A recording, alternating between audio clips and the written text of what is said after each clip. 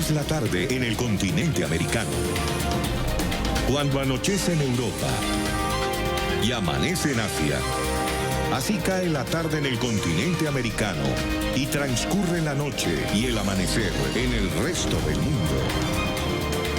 La tarde. Hola, bienvenidos a La Tarde de NTN 24, el canal de las Américas. Soy Idania Chirino. Como siempre, un gusto y un compromiso compartir con ustedes. Un controversial audio que circula en redes sociales en Bolivia mantiene en máxima alerta a las autoridades.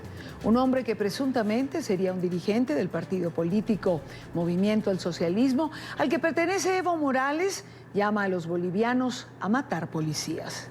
El autor de esta grabación señala que hay que matarlos porque los uniformados no dudarían en hacer lo mismo con los ciudadanos y sus familias. Así se mantiene la tensión en Bolivia, donde partidarios y detractores de Evo Morales siguen en las calles. Actualizamos información con Carla Mercado, periodista de nuestra cadena aliada Red 1. Carla, adelante. Hola Dania, ¿cómo estás? Y nosotros exactamente reportándote de inmediaciones de Plaza Murillo, exactamente a una cuadra de todo el centro político. Y quiero mostrarte cómo es que ya hace algunos días se ha empezado a registrar el panorama acá. Mira, tú puedes ver, son estas las barricadas, las cuales se han tenido que formar. Esto debido a que es una protección que se tiene no solamente a kilómetro cero, a todo lo que es Palacio de Gobierno y también lo que es Casa Grande del Pueblo, sino también a las unidades policiales, las cuales están en inmediaciones, y no sé si es que también se alcanza a ver, al fondo también se encuentra la policía militar, además de la Policía Nacional, la Policía Militar, que también están resguardando los diferentes lugares, sobre todo también lo que concierne a todas las entidades públicas. Como tú puedes ver en pantalla, son algunos fierros, cadenas, algunas rejas, calaminas, maderas, cartones, e incluso mira este tipo de bolsas, como podemos ver acá, que son algunas bolsas de arena y también algunas llantas, las cuales se están utilizando para poder justamente que las personas, los marchistas, no puedan pasar. Esto debido a que también ha habido algunos enfrentamientos ayer. Hoy hubo algunos amagues de enfrentamiento justo en esa precisa cuadra que yo te estoy mostrando. Hubo una marcha de movimientos sociales, los Ponchos Rojos denominados, pero también de personas de las juntas de vecinos de la ciudad del Alto. Sí hubo un poco de agresiones, incluso también hacia nosotros. Nos lanzaron algunas botellas y también nos lanzaron algunas maderas, unos palos, pero bueno, gracias a Dios no sucedió nada, ¿no? Pero como tú puedes ver, también las calles son bastante desoladas. El tráfico vehicular, como tú puedes ver en pantalla, son pocos los vehículos los cuales están circulando por el centro. Esto debido a lo que te estaba diciendo, la convulsión social que se ha registrado. Hoy, afortunadamente, a comparación, por ejemplo, de ayer, a esta misma hora, estábamos en plenas gasificaciones. Son algunos vehículos, sobre todo particulares, los cuales sí se animan al tránsito vehicular, y bueno, taxis. Hay pocos minibuses, los cuales también están empezando a circular. Esto debido a que muchos ya también de ellos han sufrido, por ejemplo, ¿no? Les han roto los parabrisas, los vidrios laterales, así también los retrovisores, así que muchos de ellos prefieren resguardarse, y es por esa razón que no hay mucho tráfico. La ciudad poco a poco estaba ya empezando a volver a su normalidad. Sin embargo, por la convulsión social que hemos tenido ayer, nuevamente muchas personas han tenido que resguardarse. Y acá en una cuadra más abajo de donde te reportábamos, todavía se puede ver un poco de las cenizas y el humo de una fogata que se había iniciado en este sector, esto por comunarios y también por Ponchos Rojos, que después de la marcha que han realizado, se pusieron acá en una vigilia, pero bueno, decidieron retirarse hacia la plaza próxima que tenemos acá en este lugar. Vamos a acercarnos sí un poquito porque es un poco complicado conversar con ellos porque son agresivos con la prensa. Sí se puede ver un poco de las personas que están ahí apostadas en la Plaza La Merced, como se llama. Tú puedes ver ahí en pantallas. Sin embargo, estas personas han decidido, bueno, ya levantar esta vigilia de este lugar, y este es uno de los pocos ingresos que se tiene a kilómetro cero a todo lo que es el centro político. Sin embargo, cuando se tiene la advertencia de una marcha, ellos deciden cerrar todos los accesos y ninguna persona puede entrar ni salir de este lugar. Y bueno, es esta la situación que nosotros tenemos y también se está esperando que ya en algunos minutos más la presidenta Yanine Áñez ya pueda ella también posesionar a los ministros que todavía faltan, porque ayer si bien se ha posesionado, solamente fue una parte del gabinete, pero ahora faltan, por ejemplo, algunas carteras como salud, educación, minería, que son también carteras bastante importantes. Así que bueno, esas novedades ya más adelante les vamos a poder estar conversando desde la ciudad de La Paz. Muchísimas gracias, gracias por estar con nosotros y gracias por ese reporte completo de cómo intenta La Paz retornar a la normalidad, la capital de Bolivia, tan convulsionada por estos días. Mientras esto sucede en territorio boliviano, en México el expresidente Evo Morales sigue hablando públicamente sobre política. Morales dice que el país sigue en caos, que retornaría para pacificar y que no se presentaría de candidato en las próximas elecciones. Han sido 2 días de apariciones continuas en medios de comunicación, agradeciendo al presidente de México que, según dice, le ha salvado la vida, y al gobierno de Ciudad de México, que lo ha nombrado junto a sus acompañantes huéspedes distinguidos. Pero aunque su tribuna es ahora mismo Ciudad de México, un nuevo país brindaría asilo político a Evo Morales. Una nueva ventana es lo que podemos preguntarnos. El presidente electo de Argentina, Alberto Fernández, estaría evaluando acoger al líder boliviano a partir del 11 de diciembre, luego de asumir el cargo. La noticia fue confirmada a medios locales por el entorno del nuevo mandatario argentino, quien considera que en Bolivia tuvo lugar un golpe de Estado. En contraposición, la presidenta encargada boliviana acumula mayor respaldo internacional. Luego de que lo hiciera Estados Unidos, Colombia, la Unión Europea, entre otros, Rusia ha sorprendido y brinda también su respaldo a Yanine Áñez tras asumir las funciones ejecutivas de forma interina. El vicecanciller ruso, Sergei Lavrov, sin embargo, evitó referirse a ella como presidenta. Aunque Moscú la ve como la líder política del país, el alto funcionario ruso dijo que el cambio de poder se trató de un golpe de Estado contra Evo Morales. La presidenta, por su parte, busca evitar que Morales siga influyendo en la política. La mandataria encargada pide al gobierno de México que limite las apariciones públicas del expresidente, a quien le otorgó el asilo político. Esta tarde sostuvo que Morales no podrá presentarse como candidato en las próximas elecciones, que, según subrayó, convocará a muy corto plazo.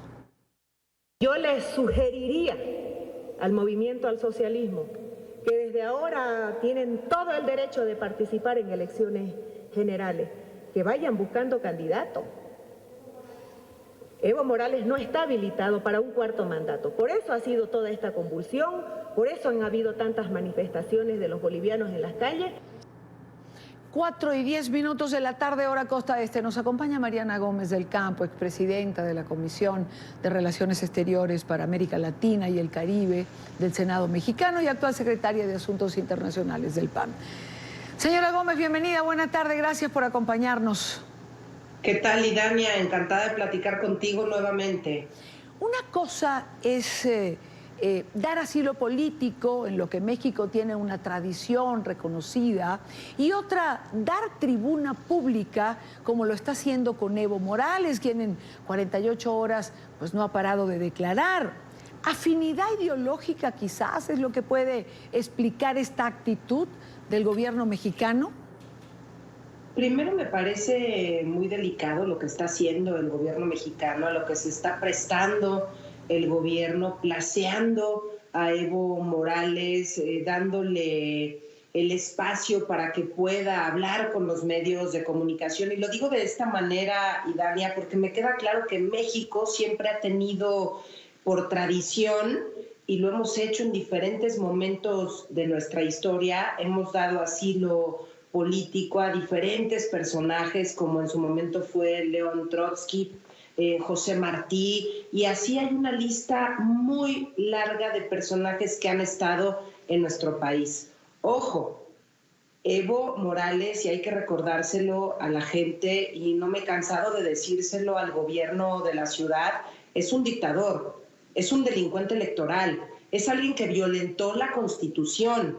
Entonces, todo esto, y lo pongo sobre la mesa, porque a veces pareciera que cuando el partido de Morena, cuando el gobierno de México decide darle estos espacios, pareciera que quieren limpiarle la cara, que quieren mostrar a un Evo sensible, a un Evo que tuvo que salir porque la oposición se volvió loca y lo sacaron del país, por decirlo menos, ¿no? Pareciera también que quisieran que quedara como un héroe, cuando el señor Evo Morales es todo lo contrario. Vemos con preocupación que el gobierno de México esté actuando de esta manera, además, porque quiero decirte, Dania, que le han dado todo tipo de protección, no nada más es asilo político, que el asilo político es muy claro, es la protección que te da el Estado mexicano, se la otorga a un extranjero que se considera perseguido por motivos o por delitos de carácter político, cuya vida, seguridad o libertad se encuentran en peligro. Es un acto político cuya decisión la toma el Estado mexicano. En ningún momento nuestra Constitución dice que hay que brindarle casa, vestido y sustento. Incluso hoy anda con el Estado Mayor Presidencial, que según López Obrador ya había desaparecido el Estado Mayor Presidencial, lo están cuidando elementos que cuidaron en su momento al expresidente Felipe Calderón o al expresidente Peña Nieto, anda en camionetas blindadas, y no nada más él, sino también todo su equipo. Incluso ya metimos una solicitud de información porque queremos saber cuánto estamos pagando nosotros, cuánto estamos gastando de nuestros impuestos para mantener a un dictador como lo es Evo Morales. Ahora, ¿no tendría, señora Gómez, que haber un contrapeso con la oposición o con el pueblo boliviano, mejor dicho, que intenta recuperar la sindéresis, fortalecer la democracia, convocando un nuevo proceso electoral? Mira, la verdad, Idania, es que este gobierno, el gobierno de López Obrador, ha tratado en todo momento de hablar del principio de no intervención. Por ejemplo, cuando estaba todo el tema de Venezuela, que, bueno, tú lo sabes perfectamente, hubo varias solicitudes para que atendiera a diferentes personajes, hubo solicitudes para que el gobierno de México se pronunciara porque no se violentaran los derechos humanos, porque no se violentaran las libertades, porque no se violentara el orden democrático. Y la realidad es que el pretexto fue el principio de no intervención. No debemos intervenir en los asuntos de otros países. Y hoy están demostrando que solamente intervienen cuando tocan a uno considerado como suyo. En cuanto Evo Morales se vio en dificultades, yo no dejo de sorprenderme que le hayan mandado incluso un avión de la Fuerza Aérea Mexicana, que le hayan ayudado a sobrevolar diferentes espacios aéreos hasta que se le permitiera la salida de Bolivia. De los personajes que, porque ya revisé la lista, solamente hay un personaje en la historia, que es la esposa de Salvador Allende, un personaje en la historia en la que, bueno, se había mandado un avión para que fuese por ella. Y en este caso el segundo personaje es Evo Morales.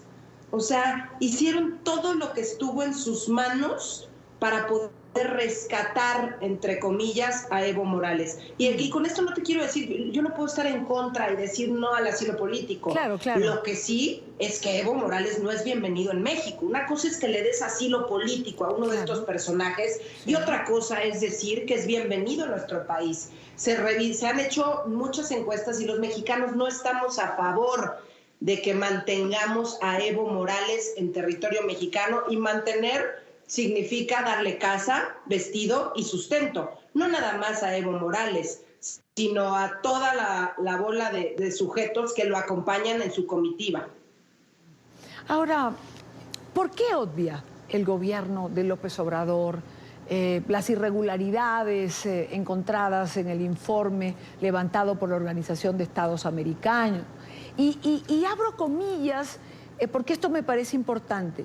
Las manipulaciones al sistema informático de tal magnitud, así dice el informe, que deberían ser investigadas por el Estado, y cierro comillas. Es decir, esto implica premeditación, lo que de alguna manera es un delito.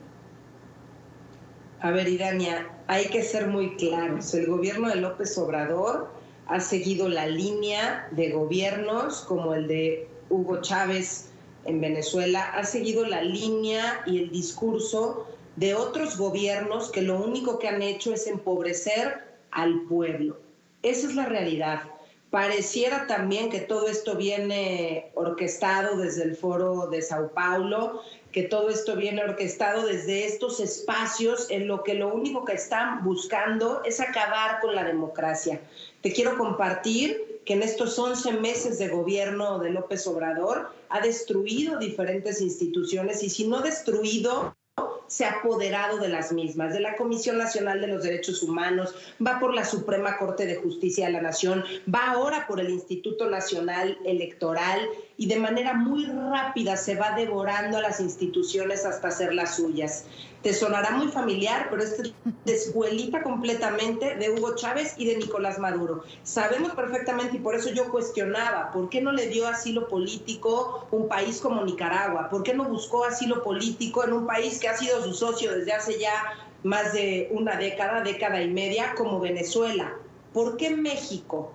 ¿Por qué está decidiendo México traer a Evo Morales? Me queda claro que somos un país, insisto, en donde el asilo político es una tradición. Somos un país de puertas abiertas. Pero no hay que olvidar que Evo Morales es un dictador, que Evo Morales es asesino de su pueblo, que Evo Morales ha sido vinculado también al narcotráfico. Entonces, es increíble que la jefa de gobierno, entre comillas, porque hace todo lo que le dice el presidente de la República, el señor López, que la jefa de gobierno lo haya recibido con bombo y platillo, otorgándole esta distinción de huésped distinguido de la Ciudad de México, otorgándole un pergamino y todo lo que está a su alcance.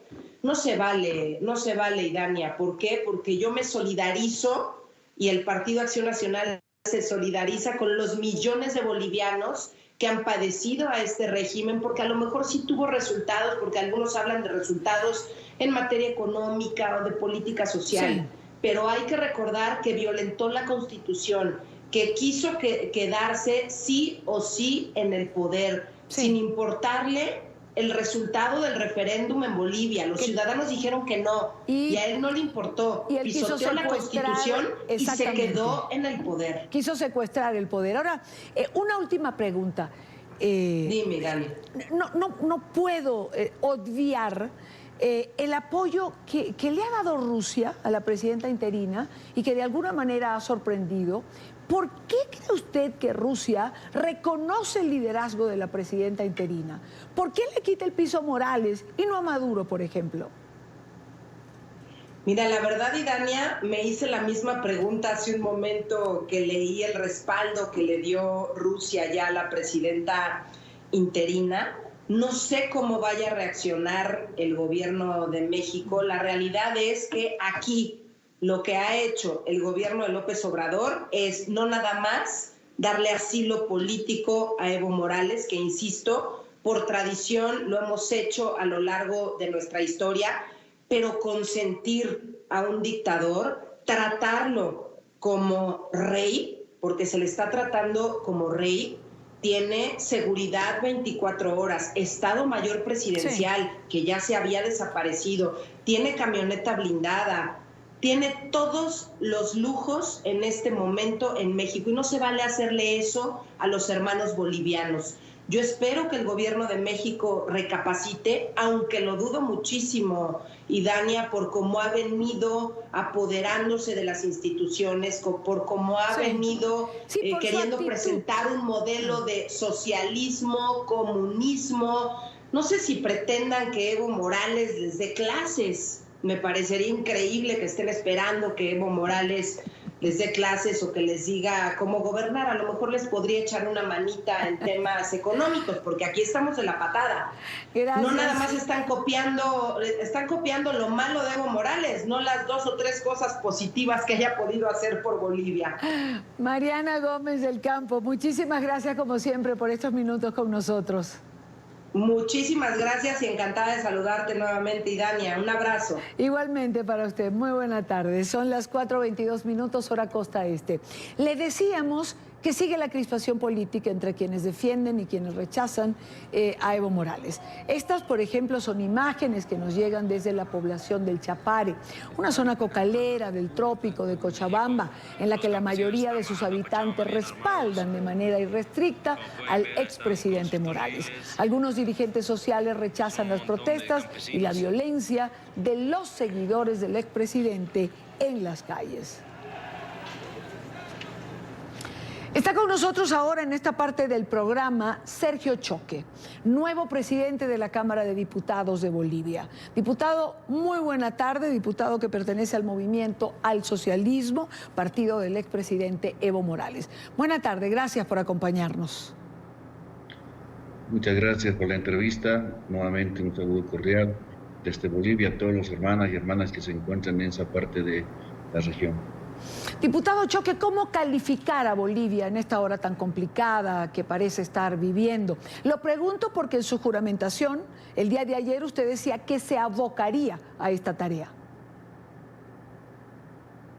Bueno, primeramente me encuentro aquí al lado de 2 símbolos patrios importantes de nuestro Estado plurinacional.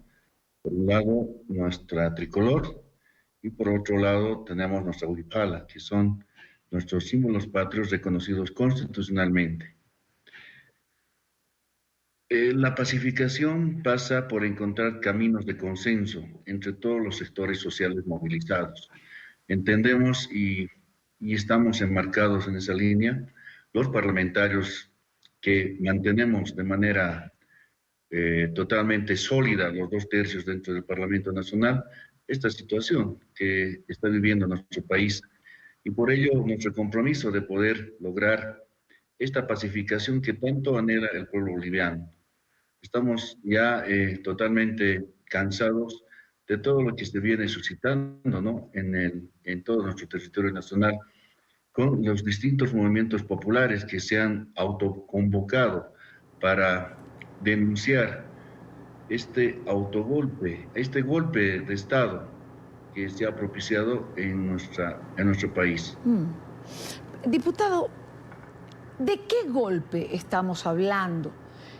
Cuando tenemos a un expresidente Morales que presentó su renuncia de cara al país, es decir, lo hizo en compañía del vicepresidente Linera.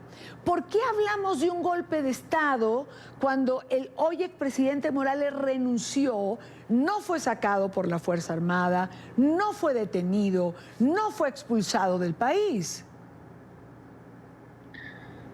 Eso es correcto, ¿no? Él renunció, pero no se han seguido los procesos constitucionales. La señora Áñez, senadora, en la línea sucesoria del directorio de senadores, se encuentra como segunda secretaria o segunda vicepresidenta. Habiendo renunciado la presidenta y el vicepresidente, asume la presidencia, pero esto debe ser consensuado primeramente dentro del Senado Nacional.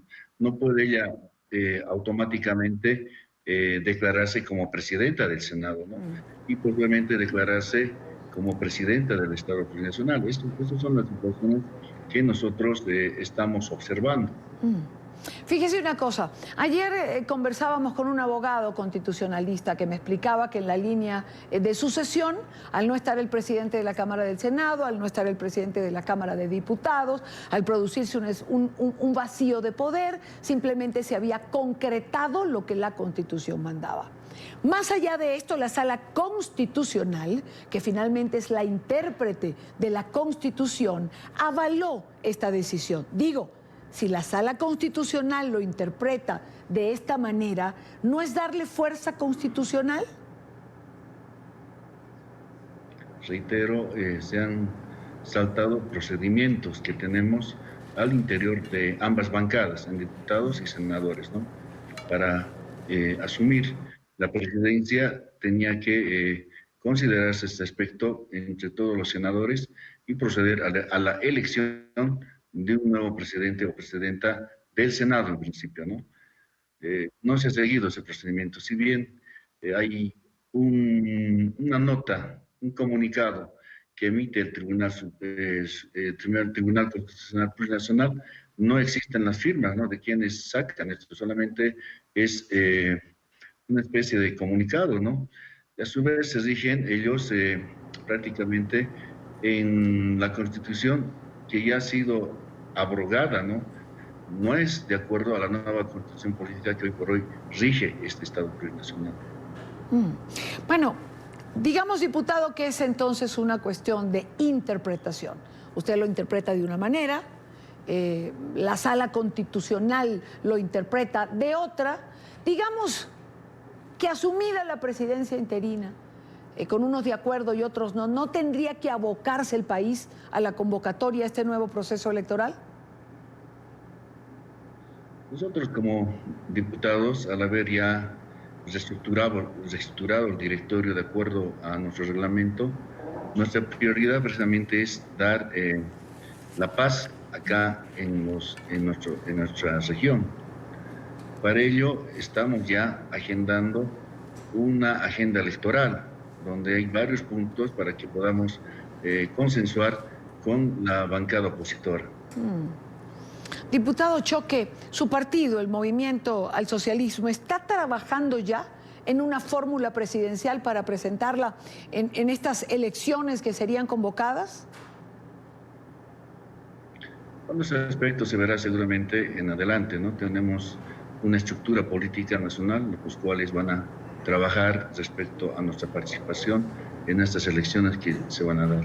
En este momento nosotros estamos legítimamente electos en 2014 y culmina nuestra gestión este 22 de enero del 2020. Siempre se dijo que los bolivianos tenían que resolver sus problemas por sí solos. ¿Por qué ahora el expresidente Morales está proponiendo un diálogo para pacificar a Bolivia, con presencia internacional, con figuras que puedan avalar este diálogo? ¿No tendrían los bolivianos que resolverlos puertas adentro, como pareciera lo están comenzando a hacer? Claro, él solamente se ha ofrecido, ¿no?, para poder mediar. Sin embargo, acá en nuestro territorio nacional, a través de nuestros sectores sociales y ahora la Cámara de Diputados, vamos a encontrar esos caminos que necesitamos para poder viabilizar la pacificación de estos conflictos sociales, donde el pueblo boliviano en este momento está siendo reprimido por la Policía Nacional y por el Ejército. Veía unas imágenes hace unos minutos, y ya las vamos a poner seguramente, que nos llegaban desde el Chapare. Una manifestación popular, pero manifestación popular con palos en la mano, también piedras. ¿No hay que pacificar de ambos lados? ¿No hay que llamar a ambos lados a deponer estas actitudes? Indudablemente. Esas piedras y palos, cascos y máscaras antigas, lo tenían también aquellos que estaban movilizados en contra del presidente cuando estuvo todavía, ¿no?, en esa función. Nosotros sí convocamos a todas las partes a que depongan actitudes de violencia. No podemos seguir enfrentados entre bolivianos y sujetos a que grupos vandálicos se aprovechen de esta lucha que se ha entablado, ¿no?, destrozando la propiedad privada y también la propiedad pública. Retomando el tema electoral, ¿descarta o ha descartado el Movimiento al Socialismo la figura de Morales para participar en el proceso electoral que está por convocarse? Bueno, eso ya le dije hace momentos atrás, ya lo discutirán, lo debatirán ya a nivel de la estructura del partido político. En el caso, insisto, de que se decidiera que esta es la opción, ¿cree usted que sea viable cuando se ha dicho que el expresidente Morales no podrá participar de ninguna manera? Por eso esos caminos que necesitan el consenso entre todos, los tenemos que discutir, ¿no?, con todos los actores sociales en este momento movilizados.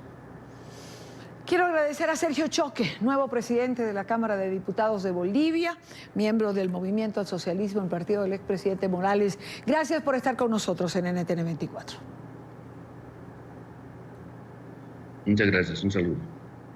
Igualmente para usted, son las 4:32 minutos, hora Costa Este. La primera parte del programa evidentemente la seguimos enfocando en Bolivia porque sigue siendo noticia de primera plana.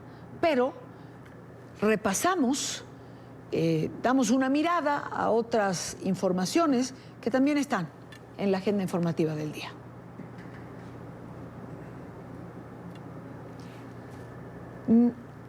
Hay una noticia, me dice nuestro equipo de producción, vale la pena comentar esta noticia antes de ir a la agenda informativa, porque hay una noticia que ha salido hace unos minutos y que tiene que ver con el tema electoral de Bolivia.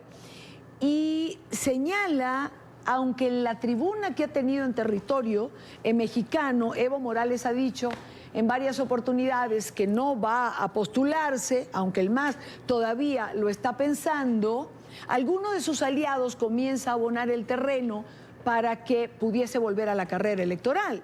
El ex juez español, Baltasar Garzón, informó que activó este miércoles ante la Comisión Interamericana de los Derechos Humanos de la Organización de Estados Americanos una petición que le permita concurrir a los comicios que se convoquen precautelando el derecho del sufragio pasivo.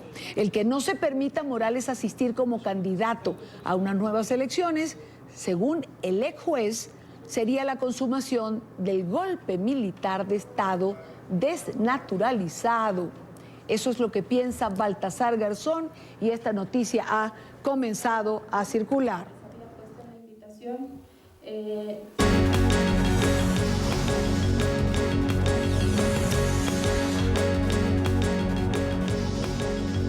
La presidenta interina de Bolivia habla. Escuchemos.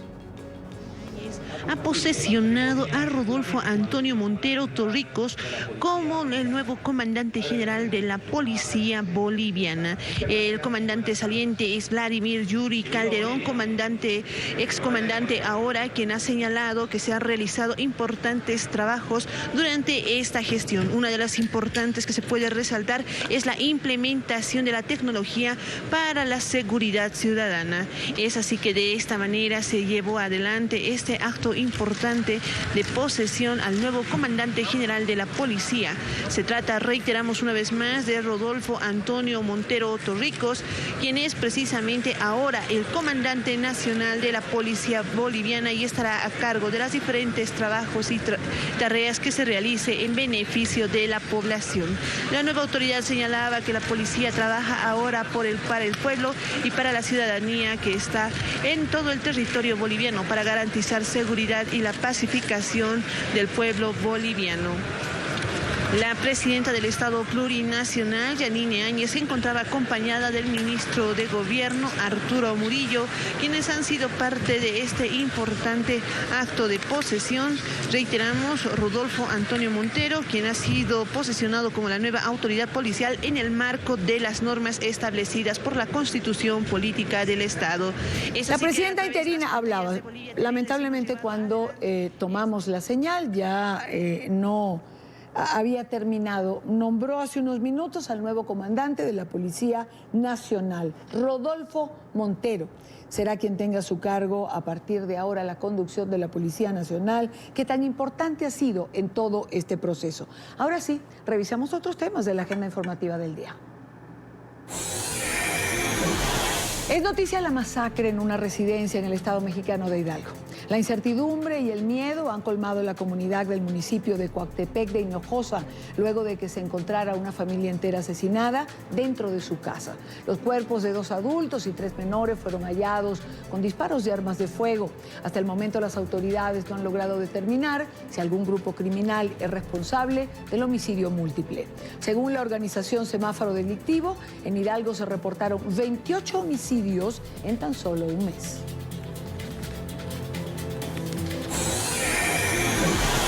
Es noticia el operativo de la Oficina de Migración Colombia que culminó con la expulsión de 2 ciudadanos de nacionalidad venezolana que estarían afectando el orden social y la seguridad ciudadana. Además, funcionarios de ese despacho identificaron a 11 ciudadanos extranjeros que habrían llegado de Chile, Ecuador y Venezuela con el objetivo de infiltrarse en las marchas convocadas para el próximo 21 de noviembre en contra del gobierno del presidente Iván Duque.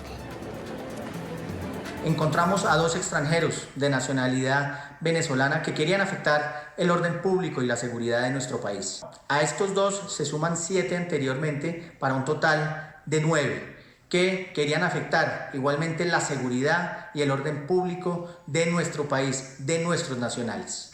Como autoridad migratoria, no vamos a permitir que extranjeros vengan a alterar el orden público y la seguridad de nuestro país. Hay algunos que estamos haciendo un trabajo articulado con otras instituciones para ubicarlos y hay otros que no han ingresado y los invito a que no vayan a ingresar a nuestro país. Nuestros 45 puntos de control migratorio están alertados para que estas personas no ingresen y no vengan a nuestro territorio a afectar nuestra tranquilidad y el orden público nacional. Es noticia el último debate presidencial antes de la segunda vuelta electoral en Uruguay.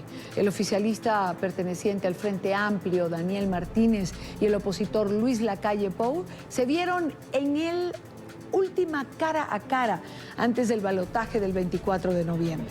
En medio de la presentación de sus planes y proyectos de gobierno, ambos se acusaron de no hacer propuestas concretas para el país.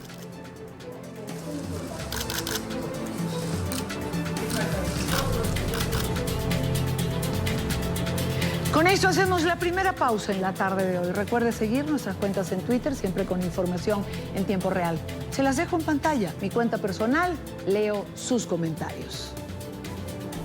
El Servicio de Aduanas y Protección Fronteriza de los Estados Unidos celebra que el número de migrantes que ingresan de forma irregular al país haya disminuido en un 14% en el mes de octubre.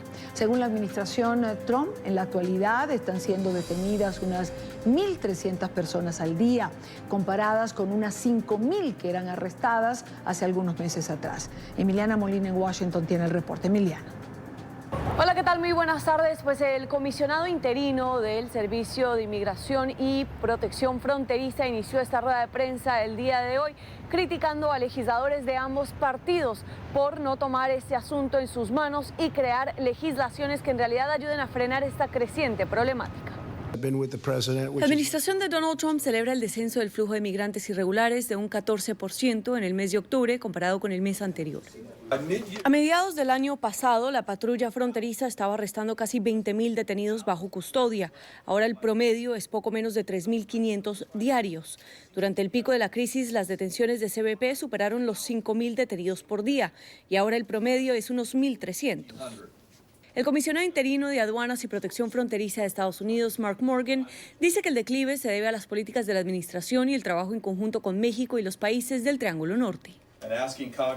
Y le hemos pedido al Congreso que actúe y que arregle las fallas en nuestro sistema de inmigración y que acabe con los flagelos que impulsan esta crisis. Ni una sola legislación se ha llevado al Pleno y como resultado este país se sienta a mirar cómo empeora la crisis.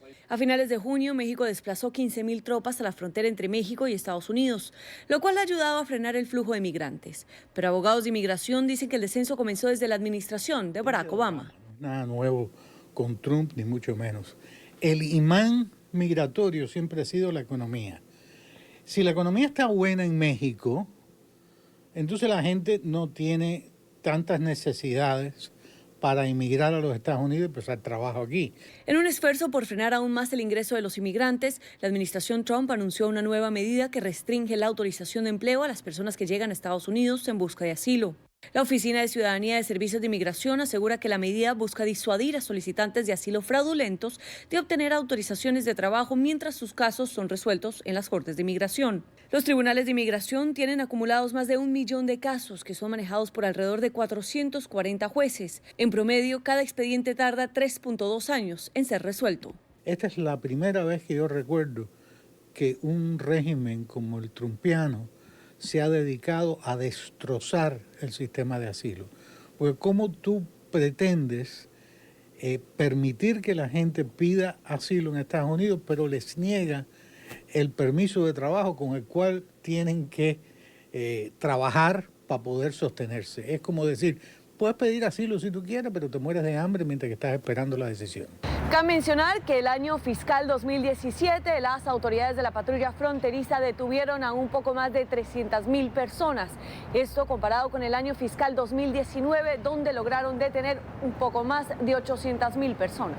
Esta es toda la información que tenemos desde Washington. Emiliana Molina para NTN 24.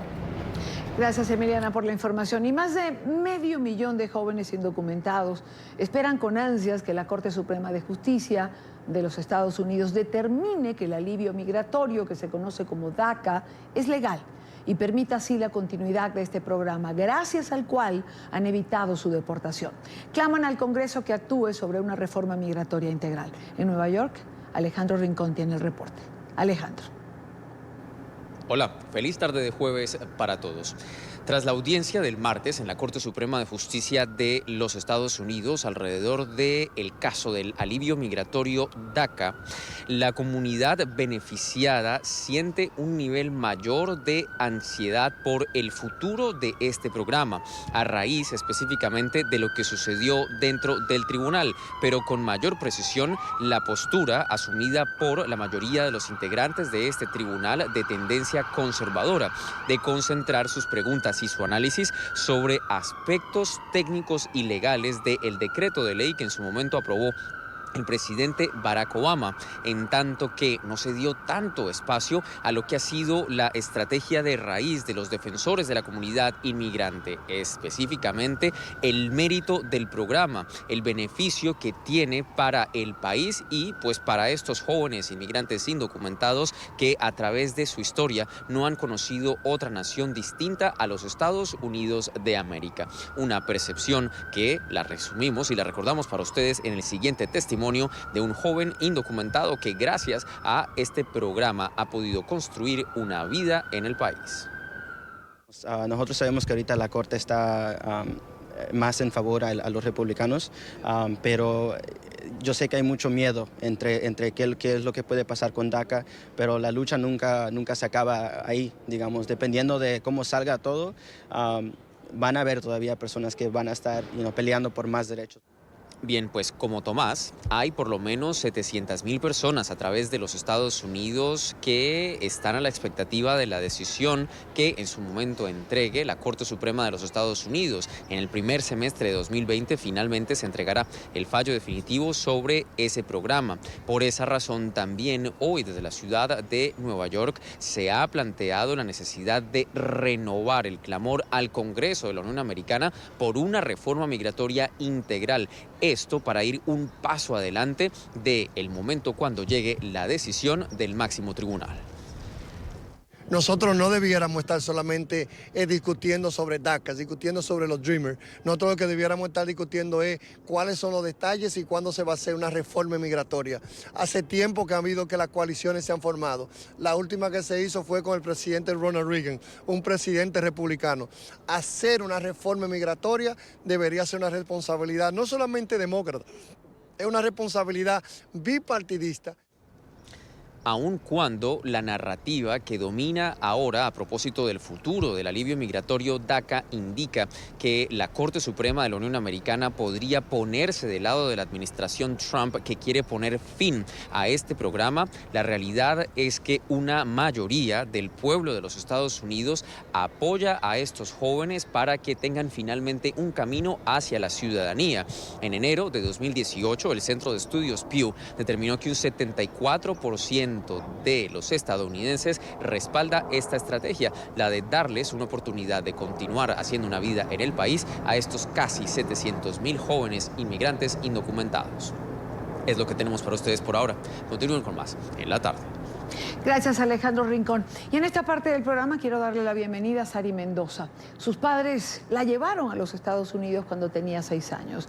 Gracias al programa DACA está a punto de terminar su formación profesional como abogada en la Universidad de la Ciudad de Nueva York. Sari, bienvenida, gracias por estar aquí. Gracias, Diana, gracias por invitarme a tu programa. Tras la audiencia sobre DACA, Sari, el martes en la Corte Suprema, la mayoría de la opinión pública de los Estados Unidos asegura que los magistrados tuvieron una actitud hostil contra los jóvenes indocumentados. ¿Estás de acuerdo con esta percepción? Claro, yo pienso que la Corte, ya que hemos visto los artículos, que la mayoría, siendo 5, son conservativos y ya quieren votar a favor de eliminar DACA. Pero creo que tienen que tomar en cuenta que solamente son 9 de ellos y ellos no pueden tomar la decisión de solamente 700,000 Dreamers. Y eso solamente es demasiado. Ellos no deben de... Tiene que haber mucho más que eso. No solamente 9 personas pueden decidir nuestro futuro, porque no solamente somos nosotros, también somos nuestros padres, nuestras familias, hermanos, hermanas que están en la línea de todo esto, ya que tienen nuestra información. Ahora, justo sobre este último punto que mencionas, a propósito de tu familia, tu comunidad, ¿ha vuelto a escalar la ansiedad por su futuro en los Estados Unidos? ¿Cómo tratan este tema en la casa o dentro de tu círculo de amigos? Claro que sí, creo que frustración es una palabra muy corta para poder describir todo lo que uno siente. Muchos de mis amigos, colegas, se han vencido, han dejado, por ejemplo, tengo una amiga que dejó de perseguir su sueño de seguir atender a la Universidad de Leyes. Siento que hay noches que uno no puede dormir, ya se siente frustrada, en verdad no encuentra otra manera. Tenemos que seguir luchando, tenemos que seguir echándole ganas, que vamos a quedarnos aquí y nuestro hogar está aquí, es lo único que conocemos. Y si la Corte Suprema de los Estados Unidos, Sari, te deja expuesta a la deportación, ¿qué pasaría con tu vida? ¿Te concibes viviendo en México, de donde tus padres te trajeron hace tantos años? Claro, va a ser un impacto muy grande, como he mencionado. Ahorita es mi último año y mi tercer año en John Jay College. Quiero ser una abogada de inmigración y también quiero ser un criminalista. Entonces, si esta decisión llega a terminar el programa DACA, definitivamente, obviamente afectaría mis planes de seguir estudiando y volverme abogada algún día. Allí en Nueva York, Sari, se hizo un llamado hoy para que el pueblo de los Estados Unidos mantenga firme su respaldo a los jóvenes amparados con DACA. ¿Consideras que esto es suficiente? Yo pienso que sí, deben de seguir respaldando el DACA, pero es solamente es algo muy pequeño. DACA se puede hacer mucho más. Necesitamos mucho más que solamente DACA, que solamente nos da protección por 2 años. Necesitamos una reforma inmigratoria. Es ahora el tiempo que tenemos que hacer. Esta administración debe de parar de separar familias. Ya es suficiente, ya hemos visto los efectos, cuánta gente ha sufrido por ello. Hay que seguir luchando y vamos a seguir en nuestra casa aquí, vamos a seguir yendo a Washington, D.C., vamos a seguir haciendo esto y protestando siempre. Aprovechemos este espacio, Sari, para que cuentes a través de tu caso el por qué debería reafirmarse la legalidad de este programa. Una, porque ha podido, sé que algunos, mis amigos, muchos colegas igual, les ha dado una oportunidad de ir a México o a otros países para volver a ver a su familia, para poder, algunos de ellos han obtenido ciudadanía tras ello. Y siento que vamos a seguir aquí, vamos a seguir luchando y tiene que permanecer porque estamos contribuyendo a la sociedad, estamos trabajando, estamos estudiando. Muchos de nosotros queremos ser ingenieros, doctores, abogados y mucho más. Usted dígalo, son de todas. Quiero agradecer a Sari Mendoza, Dreamer, beneficiaria de DACA, por estos minutos, por compartir parte de lo que es su historia y su aspiración de tener un respaldo mayor. Muchísimas gracias. Gracias a usted. Seguimos con más. El gobierno del presidente Trump anunció que ha puesto fecha a una medida que elimina los permisos de trabajo a quienes solicitan asilo político dentro de los Estados Unidos. De acuerdo con un informe del Departamento de Inmigración, el gobierno estadounidense regresó a México a más de 55,000 personas con documentación falsa. La medida busca eliminar los denominados asilos fraudulentos en la frontera sur. La noticia con Paola Serna. Paola, buena tarde. ¿Qué tal? Muy buenas tardes. Pues bien, será el próximo año cuando se dé inicio a esta medida que pretende comenzar a realizar negaciones a las solicitudes de permiso legal de trabajo que realicen aquellas personas que entraron por la frontera sur y que se encuentren en un trámite para la obtención de un asilo político. Anteriormente, mientras esperaban el asilo, pues tenían la posibilidad de obtener este permiso de trabajo y trabajar de esta manera legalmente en cualquier lugar. Esto pues a partir del próximo año no será así y según se ha dicho, o según han dicho las autoridades del Departamento de Inmigración y Aduana, se hace para evitar que los asilos políticos sean asilos en realidad económicos. Esto, por supuesto, va a afectar a miles de personas que siguen llegando a los Estados Unidos o aquellos que se encuentran en el proceso de asilo. Bueno, no solamente va a afectar a la gente que está llegando por la frontera sur, pero la gente que está en proceso de asilo, esa es una pregunta que tenemos todavía en interrogante. ¿Qué va a pasar con ellos? Porque la gente lo que tiene la esperanza es que si en los 375 días no le han fallado, pues por lo menos va a tener ese permiso de trabajo que le va a permitir trabajar temporalmente hasta que decidan su caso y poderse sostener en el interín. ¿Qué va a pasar cuando la gente llegue a la frontera? Esto es una manera de desanimar a la gente para que no pida asilo. Y lo que están diciendo es que hay asilos fraudulentos, pero la realidad es que la gente está siendo desplazada de sus países y todas estas cosas entran dentro de las piezas políticas porque están siendo desplazadas porque los gobiernos no están siendo capaces de mantener a sus connacionales. Es hacer la vida lo más difícil posible a cualquier persona que está llegando a los Estados Unidos. Tú nada más que tienes que ver las demoras que existen para las residencias de familia en este momento, las demoras que existen para las visas de trabajo, las demoras que existen para los permisos de trabajo normalmente. Normalmente los permisos de trabajo demoraban 6 semanas, 8 semanas. Ahora, con suerte, son 6 meses, 8 meses. Y ahora eliminar los permisos de trabajo para las personas con parol, las personas pendientes de asilo. Supuestamente ahora viene otra regulación para eliminar la habilidad de jueces, otorgar fianza a las personas que están solicitando asilo. La gente no se va a ir porque esto esté pasando, porque si tu vida está en peligro, no va a dejar de pasar porque esto esté sucediendo. Así que la gente va a seguir intentándolo. Lo que hablábamos tú y yo la otra vez, o sea, si la gente viene por problemas migratorios, por problemas económicos, por problemas sociales, es porque los países no tienen la estabilidad que necesitan para sostener a sus propios connacionales. Y la gente va a intentar venir a los Estados Unidos para conseguir estabilidad y paz, porque eso es lo que realmente están buscando. El Departamento de Inmigración y Aduanas también destacó que habrán algunas excepciones a esta negación de los permisos de trabajo para los solicitantes de asilo. Sin embargo, no se sabe a quiénes les será permitido obtener dicho permiso. La información desde Miami, Paola Serna para NTN 24. Gracias, Paola, gracias por la información. Y ya para cerrar esta parte del programa, un nuevo candidato demócrata se suma a la carrera por la presidencia de los Estados Unidos. El ex gobernador de Massachusetts, Deval Patrick, se anunció su postulación. El político de 63 años divulgó un video en su cuenta en Twitter en el que instó a sus seguidores a hacer una campaña para impedir que Donald Trump continúe en el poder. Patrick es conocido por ser un aliado cercano al expresidente Barack Obama. Con esto hacemos una nueva pausa en la tarde. Al volver, el movimiento estudiantil venezolano se suma a la convocatoria de marchar este sábado, 16 de noviembre, en toda Venezuela contra el régimen de Nicolás Maduro. ¿Saldrá la gente? ¿Atenderá la convocatoria? Conversamos con Andrés Velázquez, dirigente del partido Causa R. Ya venimos. Continuamos con más. Los estudiantes venezolanos de nuevo a las calles. Con un mensaje de motivación para retomar la protesta, los jóvenes universitarios anunciaron que participarán en la movilización de este sábado 16 de noviembre contra el régimen de Nicolás Maduro.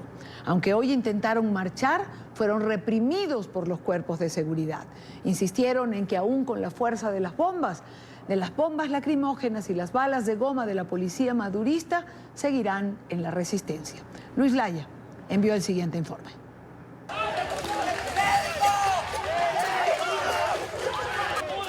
Con bombas lacrimógenas y gas pimienta fue impedida una protesta de estudiantes universitarios en Caracas. Ellos exigen respeto a la autonomía de sus casas de estudio. Así lo plantearon a Juan Guaidó durante una asamblea en la Universidad Central de Venezuela. La presidencia encargada y la directiva de la Asamblea Nacional se comprometen a usar todos los medios posibles para evitar la intervención y ocupación por parte del régimen de la Universidad Venezolana. El presidente encargado del país escuchó las exigencias y aseguró que debe ser con movilización y presión que se consigan las reivindicaciones. Con la conciencia de estos jóvenes, de estos estudiantes de las universidades, de las confederaciones de estudiantes universitarios, nos unimos en una sola lucha, una agenda de conflicto, una agenda de lucha y vamos a la calle. Luego de esto marcharon juntos hasta la salida de la universidad, donde eran esperados por un piquete numeroso de cuerpos de seguridad. Los estudiantes entregaron rosas, pidieron pasar y esto les fue impedido. Luego de varios minutos, tras retirarse del lugar Juan Guaidó, comenzaron los enfrentamientos entre funcionarios de la Policía Nacional Bolivariana y estudiantes.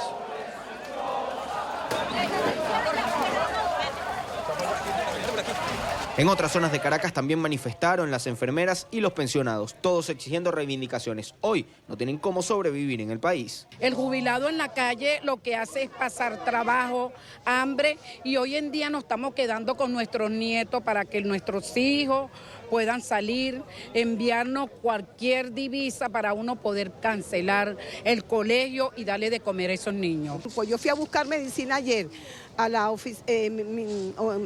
farmacia alto costo, eso está pelado, no hay nada. Estamos pasando enfermedades crónicas. La mía es artritis reumatoidea, no tengo medicina, no las tengo. Guaidó solicitó que a partir del próximo 16 de noviembre todas las protestas de todos los gremios se vuelvan una sola y que sean sostenidas hasta lograr un cambio. Aseguró, debe haber calle sin retorno. Es que hoy hay 72 horas, ¿de qué se trata? Que hoy hay 72 horas de paro de maestros, que los estudiantes han convocado a la calle, que la protesta es un derecho de todos nosotros, que el 16 nos unificamos en una sola lucha por Venezuela, por el cese de la usurpación, por elecciones realmente libres, pero que no se quede ahí hasta lograrlo. Nuevamente convocaron para la movilización de este sábado. Distintos sectores se unirán. Han señalado que todas sus luchas se volverán una sola lucha este próximo 16 de noviembre. Juan Guaidó ha asegurado que no se debe tener miedo y que el régimen intenta amedrentar, pero no lo logrará. Desde Caracas, Venezuela, para la tarde de NTN 24, Luis Alejandro Araya. Gracias a Luis Alejandro por la información. Quiero darle la bienvenida, lamentablemente lo teníamos en imagen hace unos segundos, pero sabemos cómo son las comunicaciones en Venezuela.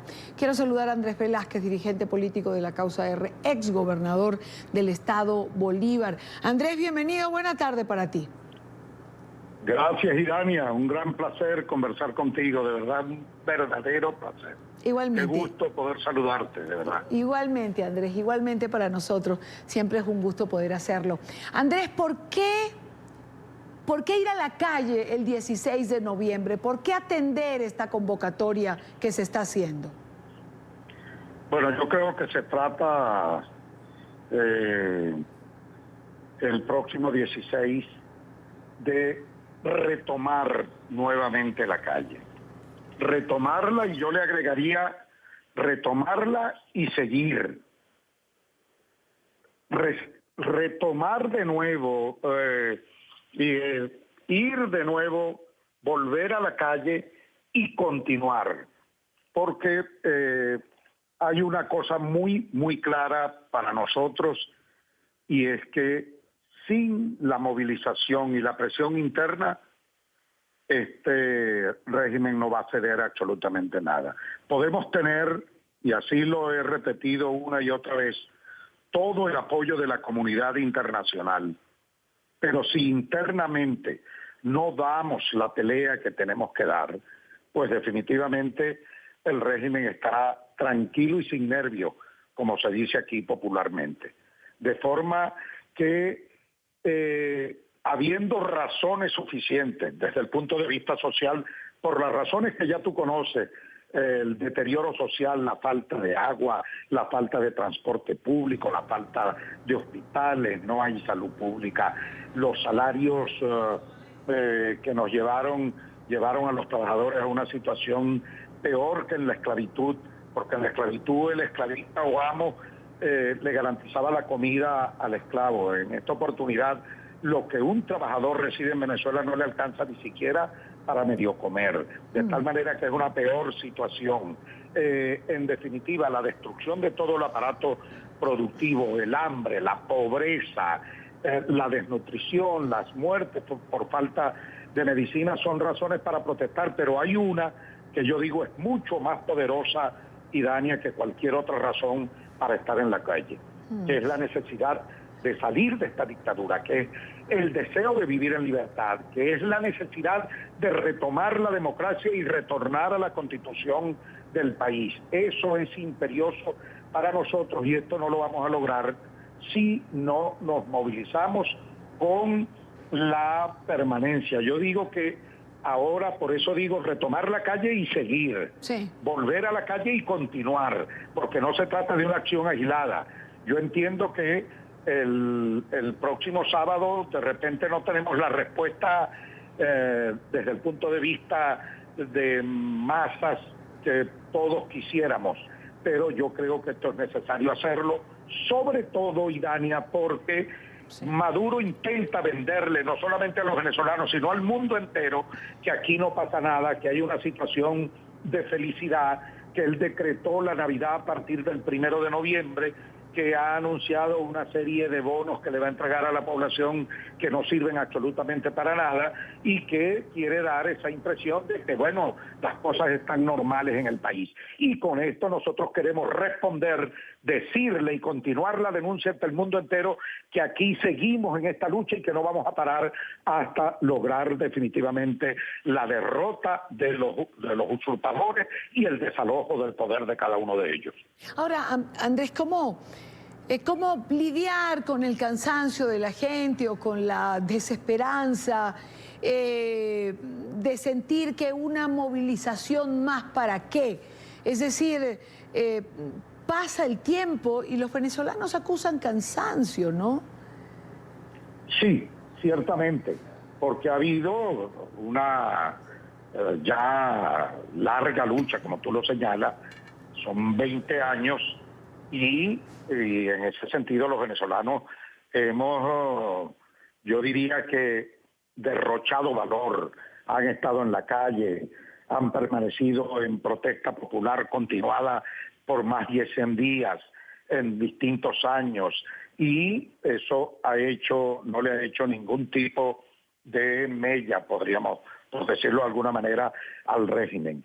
Y lo que hay que entender entonces es que estamos frente a un régimen que no es absolutamente, nada democrático, sino que aquí se constituyó una suerte de organización criminal, de bandas de delincuencia organizada que hoy detentan el poder, de gente que tiene relaciones con grupos irregulares armados, con gente que armó a los criminales desde las cárceles y que se apoya en ellos incluso para azotar a la población venezolana imponiéndole esta usurpación y esta dictadura actual. Y es la razón por la que cada una de las acciones que hemos venido realizando no han dado resultado. Creo que es hora de entender entonces que más allá de la declaración que pueda dar un país en reconocer el gobierno interino de Juan Guaidó, creo que tiene que haber mucha, pero mucha más presión y tiene que haber internamente también la comprensión, que yo creo que si lo explicamos perfectamente a la población se entiende que peor para nosotros, más allá del tiempo que hayamos tenido en la calle, peor para nosotros es permanecer de brazos cruzados. Lo peor que nos puede ocurrir, Irán, es que nos resignemos. Lo peor que nos puede ocurrir es que nos acostumbremos. Y esta es la respuesta que tiene que darse. No importa que la del sábado no tenga la contundencia necesaria, pero habrá las que tengan, porque vienen fechas para nosotros fundamentales, importantes, y en la que, bueno, llegará el momento en que aquí no nos quedará de otra, sino que plantearnos la necesidad de estar en la calle hasta que esta gente se vaya, tomando, por supuesto, también lecciones de otros países hermanos. Claro, Andrés, pero el mensaje tiene que ser claro. A la gente hay que hablarle directo y hay que hablarle claro, porque si algo reclama el venezolano, digamos en los últimos tiempos, es que no se le habla claro, es que se le fija una ruta y se le cambia, es que cuando vamos para un lado decidimos que introspectivamente nos cambiamos para el otro, y eso es lo que resiente la confianza del venezolano en la dirigencia, o lo que quizás le hace decir, ¿por qué tengo que ir si no sé exactamente a dónde voy? Bueno, yo creo que aquí está planteado con claridad ya desde hace tiempo una ruta, que hoy yo la reivindico y la levanto como un estandarte, y la levantaré el próximo sábado, que es primero el tema de la unidad, el sentido unitario que debe tener nuestra lucha, que gracias a Dios, luego de haber hablado tanto de hacer una primaria para escoger un líder, para escoger un candidato, bueno, de todo eso hablamos en años recientes. Bueno, gracias a Dios, hoy tenemos a un líder que todos reconocen y que alrededor de él se agrupan la mayoría de los partidos democráticos que están en la Asamblea Nacional, y que le dan precisamente el piso y el sustento para ese gobierno provisional, esa plataforma necesaria desde el Parlamento. Entonces, tenemos el tema de la unidad por un lado, y tenemos clara también lo que ha sido muy claro, lo que ha sido la ruta planteada: el cese de la usurpación, el gobierno de transición y las elecciones libres, y para lo cual se vienen dando pasos importantes ahora, como por ejemplo el planteamiento en la Asamblea Nacional de nombrar un nuevo Consejo Nacional Electoral, que yo lo digo con la claridad que esto requiere. No es un Consejo Nacional Electoral para ir a unas elecciones parlamentarias, es unas elecciones presidenciales, que es lo que está pendiente en Venezuela. Es decir, presidenciales o nada. Para eso se va a nombrar ese Consejo Nacional Electoral, y que nadie en ese sentido se confunda, porque esa es la ruta que nos hemos trazado, y yo creo que no nos podemos apartar de ello. Buena aclaratoria eso del Consejo Nacional Electoral, porque creo que eso es algo que también ha confundido en los últimos días. Andrés, como siempre, gracias por estar con nosotros. Lamento no tener señal, no poderte ver la cara y ponerte en directo. Gracias, pero Irán, bueno. a ti, bueno, y reafirmando esa convocatoria para mañana. Jamás resignarse frente a la dictadura. Un gran abrazo. Igual para ti, el sábado 16 de noviembre es la convocatoria para salir a marchar que están haciendo distintos líderes opositores, comenzando por el presidente interino Juan Guaidó. Son las 5:22 minutos, 6:22 minutos en Venezuela. Un total de 915 violaciones a la libertad de expresión se han registrado precisamente allí en Venezuela en lo que va de 2019. Además, 11 medios de comunicación han sido cerrados y 20 programas de televisión y radio han salido del aire. El régimen de Maduro mantiene amenazados a los medios nacionales que se atrevan a denunciar la crisis que ha sumido al país en la extrema pobreza. Este es un informe que nos trae Oliver Fernández en Caracas. Conatel es el organismo que se encarga de regular a los medios en Venezuela.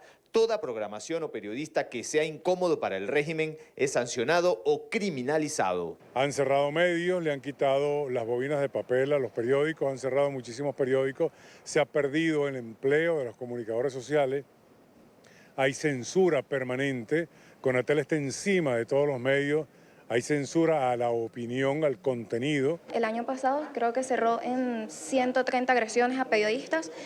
aún no ha cerrado el año y van 915 agresiones a periodistas, entonces a veces uno se pone en duda de si realmente vale la pena luchar y pasar por toda esta situación. Cada día que pasa, los medios de comunicación son desmantelados y la censura avanza. Es una política de Estado. Y no solamente es que cierren las emisoras, sino que se llevan los equipos. Hacer periodismo en Venezuela es una dura tarea. El periodista no solo debe escuchar y narrar lo que ocurre, es que también la crisis les afecta. A pesar de los obstáculos, el periodismo nunca muere. Muy rudo. Cada periodista que está pateando la calle atraviesa por una cantidad de limitaciones que la verdad se hace difícil, no solamente para los que están ya graduados, ¿no?, ejerciendo el periodismo, sino muchos de ellos estudiantes. Los estudiantes de comunicación social explican las razones y por qué vale la pena no rendirse y hacer periodismo en Venezuela. El punto importante de un comunicador es inspirar también, inspirar al cambio, inspirar a que sí se puede. Un verdadero comunicador, a pesar de las dificultades, ve cómo salir adelante. Es la esperanza de que todo esto va a cambiar. El futuro de Venezuela depende de los jóvenes que están en las aulas de clase, en los jóvenes que están educándose. El Infociudadano también es un pilar fundamental en la sociedad venezolana. El Colegio Nacional de Periodistas invita a los comunicadores a participar activamente en esta manifestación convocada desde la Presidencia Interina de Venezuela para el próximo 16 de noviembre en la exigencia de los derechos que han sido confiscados desde la llamada Revolución Bolivariana. Es la información que manejamos desde Caracas. Continúen con más de la tarde de NTN 24. Gracias a Oliver Fernández por la información. Pausa en la tarde. Los invito, antes de ir a cumplir con nuestros compromisos comerciales, los invito a conectarse a la información, a conectarse a NTN 24. Nuestras entrevistas, los programas en nuestra página web. Allí la tienen en pantalla, www.ntn24.com. Nuestro portal informativo, donde usted tiene además nuestra señal en vivo. Conéctese a la información, conéctese a NTN 24. Continuamos con más en la tarde de hoy. Hace una semana fue designada María del Rosario Piedra Ibáñez como nueva directora del Centro Nacional de Derechos Humanos de México. Esta funcionaria fue consultada por periodistas en una conferencia de prensa sobre el nivel de inseguridad de los comunicadores sociales en el ejercicio de sus funciones. Quiero compartir con ustedes la respuesta que ofreció. ¿Han asesinado periodistas? O sea, no. ¿Será que la nueva funcionaria no conoce del nivel de riesgo del ejercicio del periodismo en México?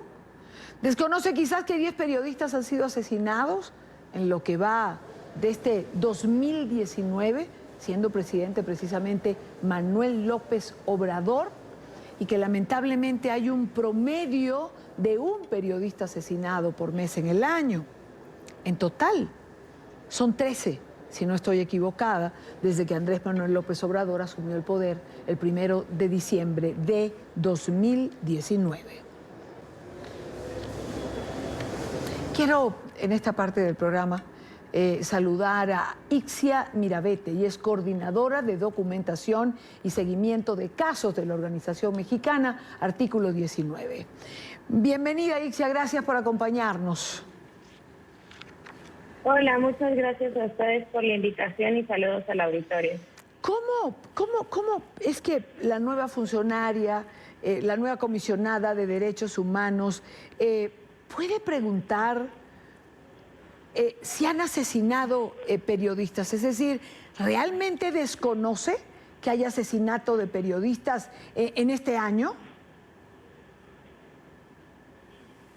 Pues, mire, en realidad nosotros desconocemos si Rosario Piedra Ibarra desconoce la situación, pero es justo por eso que el día de ayer Artículo 19 sacó un comunicado donde le hacíamos de su conocimiento la situación de violencia contra la prensa, para que en caso de que fuera cierto que no conoce el contexto de violencia contra la prensa, pues se pudiera ir acercando a él, ¿no? Al final, pues ella quedó como nueva ombudsperson de esta Comisión Nacional de Derechos Humanos, y ahora pues será su responsabilidad no solamente conocer el contexto de violencia, sino también actuar en consecuencia,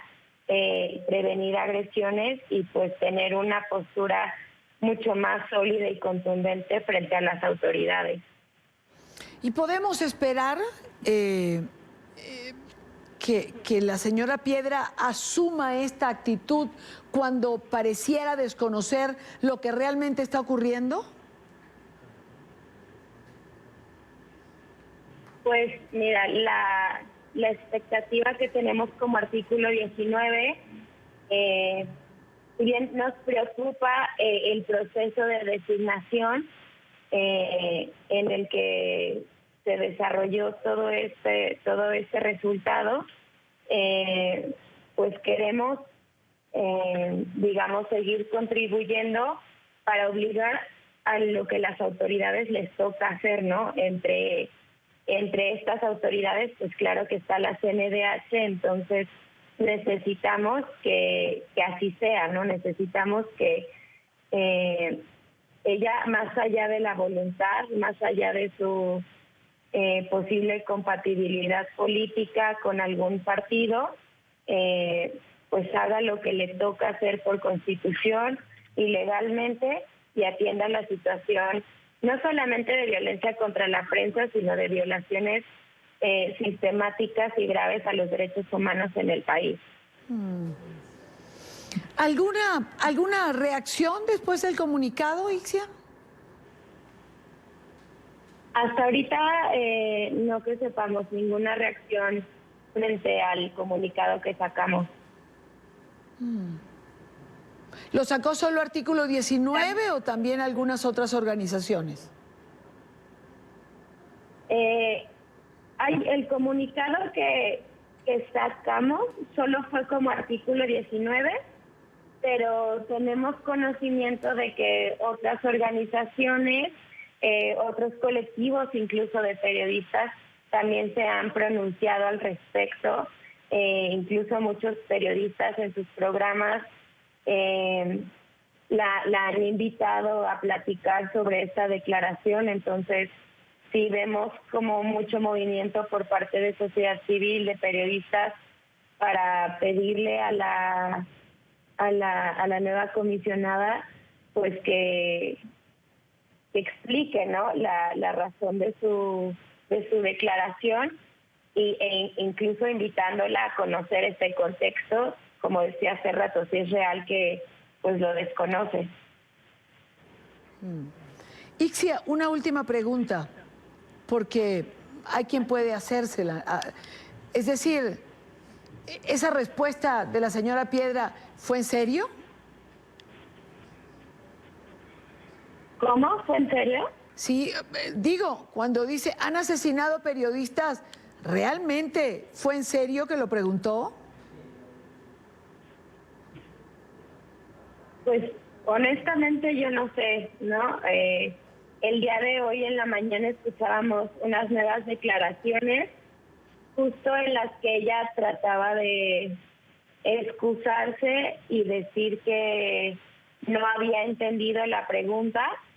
No era que estuviera negando la situación, sin embargo, cuando se le volvió a preguntar su postura, pues volvió a hacer referencia sobre la violencia a la prensa en los sexenios anteriores, pero sin reconocer la actual violencia.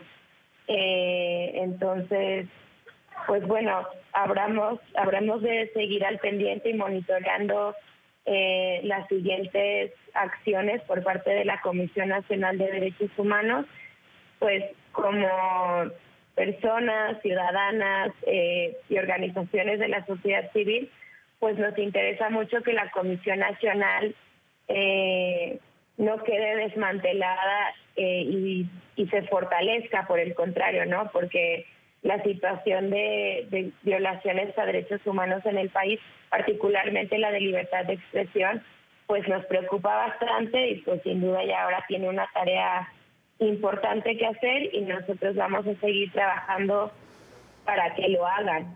Claro.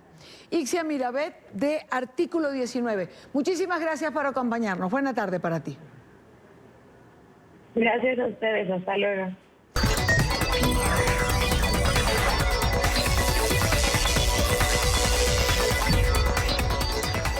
Le damos la bienvenida a Álvaro Dávila, con quien hablamos de tecnología. Me río porque siempre hay un aparato nuevo del cual vamos a conversar. Y el del día de hoy es de una uno de los aparatos de los que vamos a hablar el día de hoy es de una utilidad absoluta. A ver, Álvaro, bienvenido. Buena tarde para ti. Idachi, muchas gracias pues por la invitación. Y sí, efectivamente, hoy tenemos un dispositivo muy atractivo, además muy visual. Voy a grabar cuando Álvaro está llegando al estudio, que viene con todos los aparatos.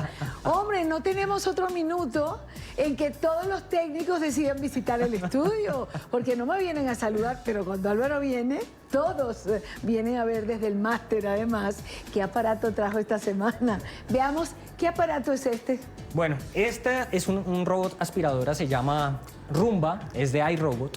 Y en otras palabras, es un robot aspirador que te va a permitir agilizar ese aseo cotidiano en tu casa, no tener una niña de servicio que te barre, que está todo el tiempo limpiando el polvo de tu piso tradicional, sino que tú simplemente esto lo vas a conectar a tu router, a tu internet, lo enganchas con una aplicación que se llama iRobot Home dentro de tu celular y lo vas a poder programar, le vas a poder decir recorre y identifica cuáles son los lugares o espacios donde vas a hacer el aseo.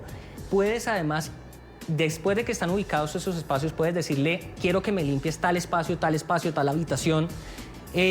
Además, también puedes crear muros virtuales, entonces tú le puedes decir, quiero que te quedes solo en este lugar y de aquí no salgas, en este espacio, porque necesito que limpies solo aquí. Entonces, cuando tú miras, sí, realmente tiene mucha tecnología. Tú lo ves ahí, si quieres igual lo puedo prender. Sí, claro, Mira, veamos. Acá lo prendo manualmente, obviamente lo puedo también encender desde el dispositivo si lo tengo conectado a internet. Él empieza a trabajar. Tú me preguntarás, ¿se va a caer del espacio donde estamos en este momento, de la tarima? No, no se cae porque él tiene un sensor y ese sensor o esa tecnología que se llama Cliff va a permitir identificar esos vacíos, esos espacios para que si la casa, por ejemplo, tiene escaleras, pues no se vaya a ir y vaya a quedar fuera de funcionamiento. Entonces, esa es una de las tecnologías que tiene. Adicionalmente, ¿qué más? Digamos, tú me preguntarás, ¿qué más se puede hacer? Puedes, por ejemplo, programar horarios. Te puedes decir, yo necesito que tú te enciendas a las 3 de la tarde, necesito que te enciendas a las 7 de la noche y necesito que te enciendas a las 6 de la mañana que yo me voy para el trabajo. Y ella automáticamente va a hacer esos 3 periodos de tiempo o un periodo de tiempo si solamente quieres un ciclo. Además, lo puedes dejar encendido. Y lo puedes dejar cierras encendido. La puerta de tu casa y te vas, punto, ya. Esto que tú estás viendo acá es una base de carga. Sí. Esa base de carga lo que hace es que el aparato, cuando termina el ciclo, viene y él solito se carga. Tú no tienes que hacer nada más. Él solito llega a su punto de carga, se carga, recarga la batería, pero además también toda la basura que está recogiendo también la deposita dentro de esa base, porque dentro de esa base encontramos acá, por ejemplo, el sistema de vaciar digamos, el espacio para vaciar la basura y que sea mucho más práctico para ti, lo que recoge. Ahora, tú me preguntas, hay una pregunta generalmente que se hace y es, mira lo que está pasando. Esos espacios que son, digamos, que no son totalmente planos, o esas esquinas, ¿realmente las limpia o no? Pues sí las limpia. ¿Por qué? Porque tiene 2 cepillos multisuperficie. Es como tener tu propia robotina. Robotina. Sí, si nos vamos un poco al futuro, es una robotina. Es como tener tu propia robotina. Es práctico. A ver, todos alguna vez, o muchos de los que nos ven quizás vieron alguna vez Los Supersónicos, donde había este robot que facilitaba la vida de la familia. Bueno, es algo más o menos así. Es como facilitarte la vida y además, de la casa, sobre todo para quienes estamos corriendo todo el tiempo. Y además usar lo que tú cotidianamente utilizas, porque acá tú estás utilizando internet, estás utilizando tu smartphone, no estás haciendo algo fuera de lo tradicional o fuera de lo normal, que tú digas, no, es que se me va a complicar la vida y en vez de facilitarme, se me va a convertir en un problema. No, con esta clase de dispositivos eso no sucede. Entonces, realmente es práctico, es fácil de usar, realmente, yo lo he estado probando un par de días, realmente sí limpia la casa. Te lo digo yo que va una vez la niña del aseo al mes a hacer como toda la parte de limpieza de polvo y eso. Y realmente me ha parecido un gran robot, si lo podemos poner así, un gran dispositivo para la limpieza. Bueno, es algo es cuando la tecnología nos facilita la cotidianidad. ¿Qué más? ¿De qué hablamos hoy? Bueno, ahora vamos a pasar, cuando se lanzó toda la nueva gama de dispositivos móviles de Apple, también se lanzó que es el Apple Watch Serie 5. Este reloj inteligente llegó con unas novedades muy interesantes. ¿Como cuáles? En las anteriores versiones, por ejemplo, la pantalla siempre estaba oscura y la gente como que decía, bueno, tienes que hacer el movimiento de muñeca y se activa y ahí vas a ver los contenidos. Ahora llega con una pantalla siempre activa que le va a permitir al usuario ver todos sus contenidos en cualquier momento como si fuera un reloj tradicional, pero adicionalmente, cuando no lo estás viendo, él baja la intensidad de la pantalla y con el movimiento de muñeca se vuelve a activar ese porcentual de pantalla que disminuye. Entonces, esa es una de las grandes funciones. Otra función muy interesante que trae el reloj es que ahora viene con una opción de emergencia SOS y viene con un sistema de detección de caídas. Eso también lo traía la anterior versión, pero que, digamos, vienen como novedad. Ya está en más de 150 países, incluso acá en Colombia ya se puede utilizar, en Latinoamérica en varios países ya se puede utilizar, y simplemente si él detecta que tú te accidentaste, él tira una señal. Si tú no activas esa señal, él automáticamente manda la notificación a todos los usuarios que tú tienes registrado. Entonces, digamos que esa es otra de las novedades que trae. Viene también con una aplicación muy interesante que cuando incluso nos contaron un poco sobre ella, como que dijimos, oiga, realmente si era necesario o no, y era una aplicación que se llama Brújula. Esta aplicación te va a permitir tener una mejor ubicación de donde tú estás ubicado, pero además te va a dar, digamos, otros parámetros como una inclinación, como una altitud, digamos, funciones que tú las puedes explotar mucho si estás haciendo deporte, si por ejemplo haces ciclismo, si estás en pendientes, entonces te va a dar unos resultados mucho más atractivos y mucho más exactos de lo que pasaba en las anteriores versiones. ¿Qué más trae este reloj? Viene además, había algo que se estaba pidiendo a gritos y era que tuviera su propia tienda de aplicaciones. Los relojes generalmente tú te enlazabas al dispositivo móvil y desde el dispositivo móvil descargabas la aplicación. Ahora no, ahora tiene su propia aplicación de descarga, su propia tienda, y tú descargas las aplicaciones nativas. Entonces, digamos, trae unas cosas muy interesantes, aquí lo muestro otra vez, y de ahí para adelante sí es lo que siempre nos ha traído. Entonces tiene frecuencia cardíaca, que también es muy exacto, pues es una de las cosas que más han aplaudido del Apple Watch. Viene también con toda la parte de GPS, te permite LTE. Yo reconozco que en el Apple Watch yo paso. Me parece que ya es demasiada tecnología que sobrecargarse, que con tener el teléfono al cual vivimos pegados todo el día y que nos proporciona lo que trae realmente el reloj. El reloj.